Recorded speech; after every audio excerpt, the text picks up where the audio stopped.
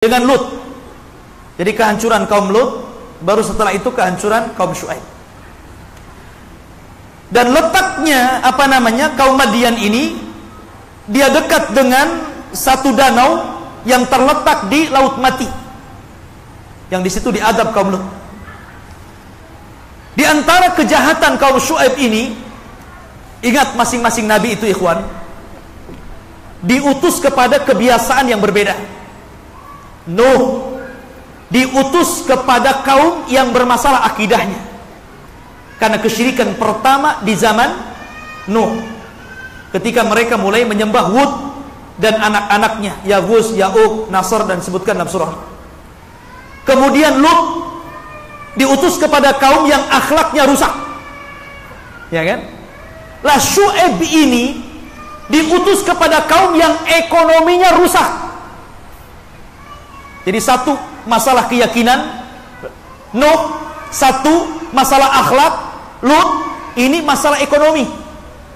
Syuaib ini diutus kepada kaum yang ekonominya rusak. Semua kecurangan, riba, penipuan, itu ada semua itu. Terkenal tuh. Ngurangi timbangan, ngurangi takaran, mangkas meteran gitu kan. Itu biasa itu di pasar-pasar itu. Diganjel timbangan, ya kan? Meterannya kadang-kadang yang jual kain itu sengaja dipotong. Maaf, ini potongan, bisa beli yang baru, kenapa mesti yang itu?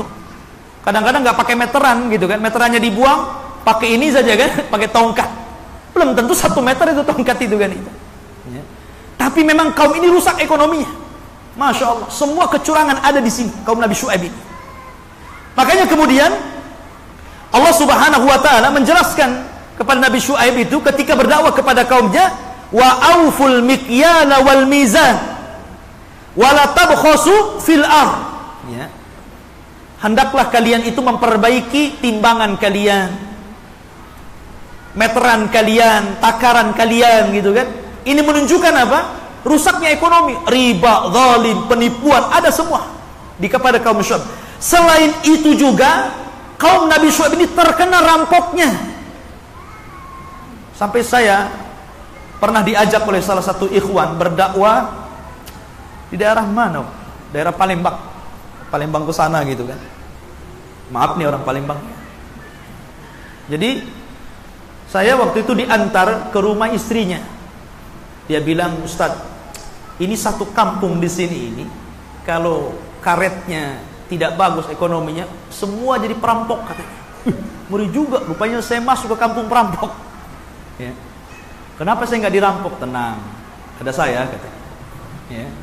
Jadi seperti itulah. Jadi akhlaknya sudah rusak gitu. Semoga Allah memberikan hidayah kepada mereka. Tapi yang jelas bahwa kaum Nabi Syuaib ini selain juga rusak ekonominya, juga mereka para perampok terkenal gitu kan. Bukan hanya rusak ekonomi, para perampoknya juga terkenal sekali. Saling mencuri sesama mereka. Biasa itu saling menipu sesama mereka, itu biasa. Sudah tidak heran lagi.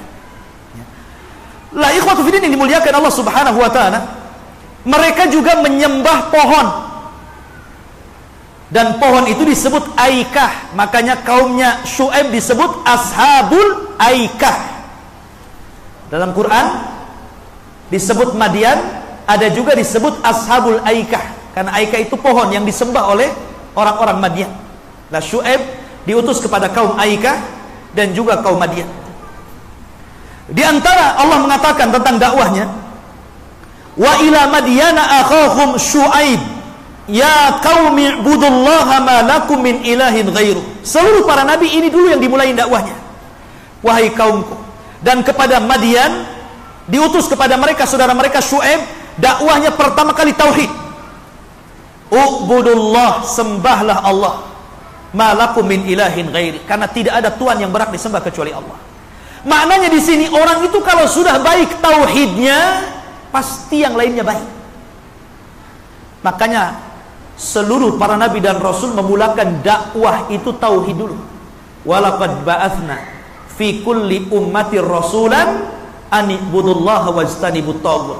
Dan tidaklah kami utus kepada tiap umat ini seorang rasul, mereka mendakwahkan sembahlah Allah, jauhi sesembahan selain daripada Allah alias tauhid. Ini nas Al-Quran. Semua para nabi mengajak kepada tauhid.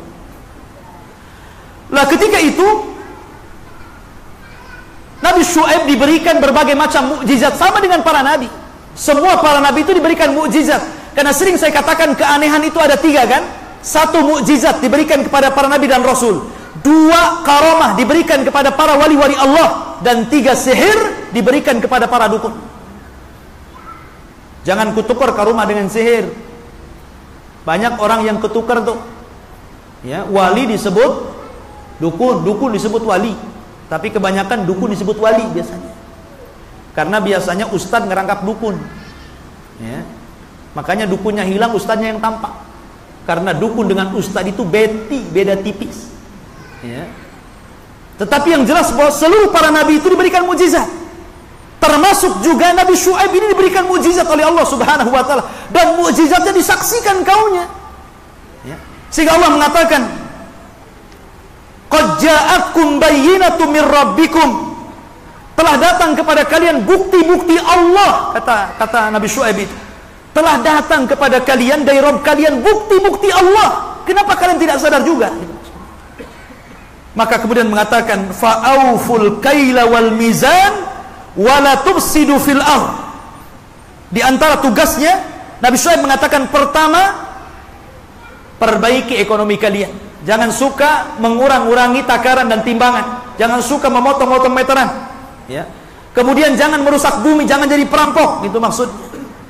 Kemudian juga wala tabkhasu, dan jangan suka berbuat zalim. Jadi 3 tuh kerusakannya kan? Ya. Tauhid sudah jelas. Kemudian rusak ekonomi. Kemudian mereka juga para perampok dan mereka suka berbuat zalim. Kemudian Syuaib ini karena kedekatan, kehancuran kaum Lut dengan dia dekat, maka mengingatkan kaumnya dengan tragedi kejadian Lut. Sehingga mengatakan, "Ungduru kaifa kana akibatul mukadzibin." Tidakkah kalian lihat akhir daripada hukuman Allah kepada para pendusta? Maksudnya diingatkan dengan azab Lut itu. Tapi tetap saja kadzdzaba qaum Syuaib al-mursalin. Tetap saja kaum Syuaib ini mendustakan para nabi. Kemudian mereka mengatakan, ngejek sama Syuaib nih, lihat ejekannya. "Asolatuka ta'muruka an natruka ma na'budu aba'ana au an naf'ala fi amwalina ma nasyah." Syuaib, ya. Apakah agamamu, apakah keyakinanmu yang memerintahkan kamu agar kami meninggalkan apa yang kami sembah dari bapak-bapak kami, atau melakukan sesuatu terhadap harta-harta kami? Kamu ini siapa? Kenapa kamu cegah kami gitu kan? Sudah biarkan kami sudah punya keyakinan sendiri, muamalah kami sudah seperti ini. Gak usah ikut campur tuh bahasa seperti itu. Dan subhanallah, alasan ini sudah merebak pada hari ini. Coba antum nasihati orang-orang yang curang itu, seperti Nabi Syuaib ini, antum nasihati mereka. Antum masuklah ke pasar-pasar itu, sok suci kamu, yang haram saja susah, apalagi yang halal, kan begitu alasannya, ya. Sehingga kemudian nggak mau diperbaiki ekonomi. Contoh yang kecil, riba sajalah, itu sudah luar biasa. Riba ini merebak di mana-mana. Di tiang listrik ada riba, di pagar rumah ada riba, di pohon pisang ada riba. Silahkan pinjam dengan bunga kecil, cukup di sertifikat motor gadaikan. Di pohon pisang itu ditempel. Di pohon pisang ada riba, ikhwan. Ya. Jadi memang itu contoh kecil saja gitu kan. Di mana-mana ini kita nggak lepas dari riba. Padahal sudah jelas dosa 1 dirham makan uang riba itu dosanya lebih besar dibandingkan 36 kali berzina dalam hadis Tirmidzi. Sekecil-kecilnya dosa riba seperti anak menzinahi ibunya. Ya, itu sudah jelas. Bahkan kalau tidak berhenti, kata Allah, fa'dharu biharbin minallahi war rasul. Berarti dia telah mengiklankan perang bersama Allah dan Rasulnya. Kurang apa lagi itu ancamannya? Tetap saja orang itu membungakan uang, muamalah dengan riba, dan begitu seterusnya. Persis di zaman Nabi Syuaib, di zaman sekarang ini. Ya.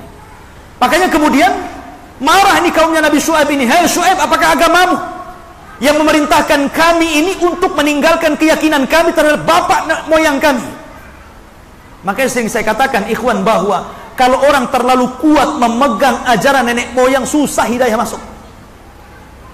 Coba hilangkan dulu, kembali kepada Quran Sunnah, itu mudah. Tapi kalau berpegang teguh dengan ajaran nenek moyang, susah hidayah masuk. Quran susah masuk, Sunnah susah masuk, ya. Kemudian mereka mengatakan, innaka antal halimur rasyid. Oh, engkau ini orang yang lembut, orang yang menunjuki manusia. Istihza, ikhwan. Kalimat ini dilontarkan kaumnya kaumnya Syuaib kepada Syuaib. Ini bukan memuji Syuaib, menghina. Oh, kamu ini orang lembut, menghina maksudnya, ya. Persis seperti kaum Lut, kau ini sok suci, itu bahasa. Maka ketika ejekan sudah sampai setaraf itu oleh kaumnya Syuaib, maka akhirnya Allah Subhanahu wa ta'ala pun mengingatkan mereka dengan kehancuran kaum sebelum mereka, Nuh dan Lut dan yang lainnya.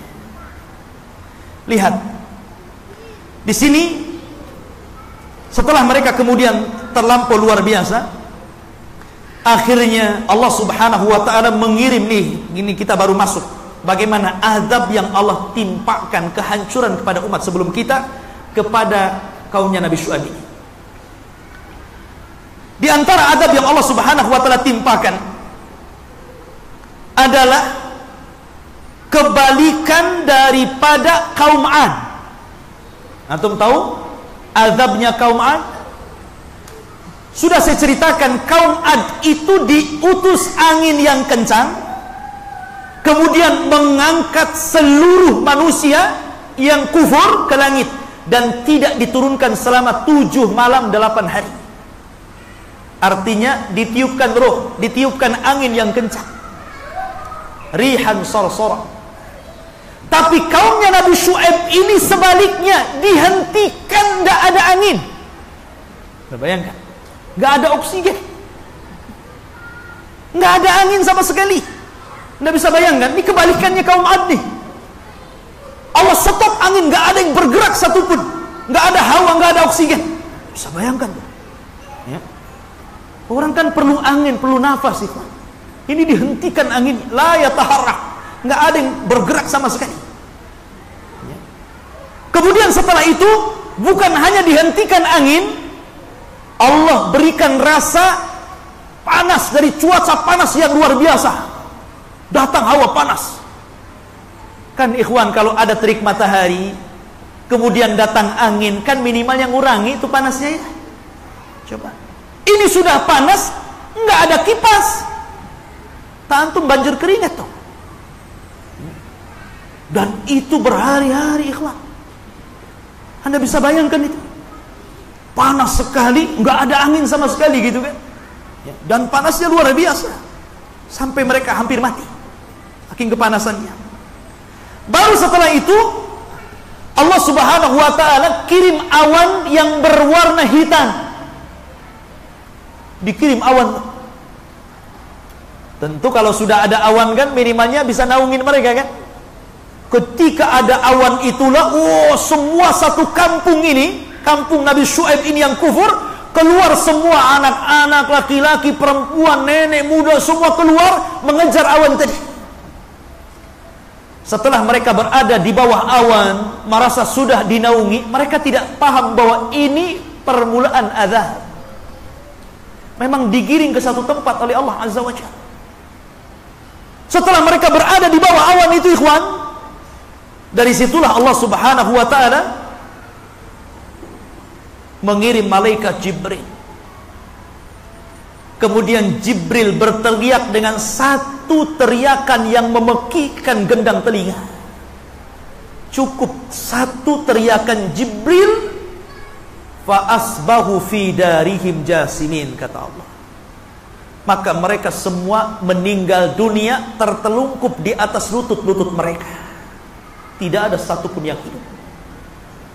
Adabnya, lihat adabnya orang-orang atau kaum Syuaib.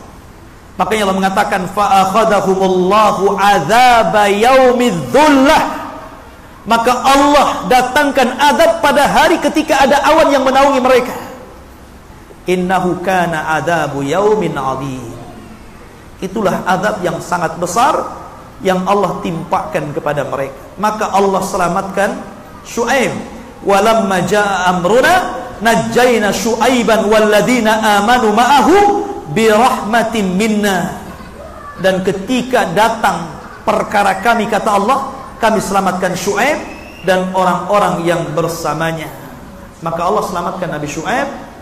Kemudian setelah itu datanglah zaman setelahnya, Nabi Musa alaihi salatu wassalam, ma'ruf kehancuran kaumnya apa?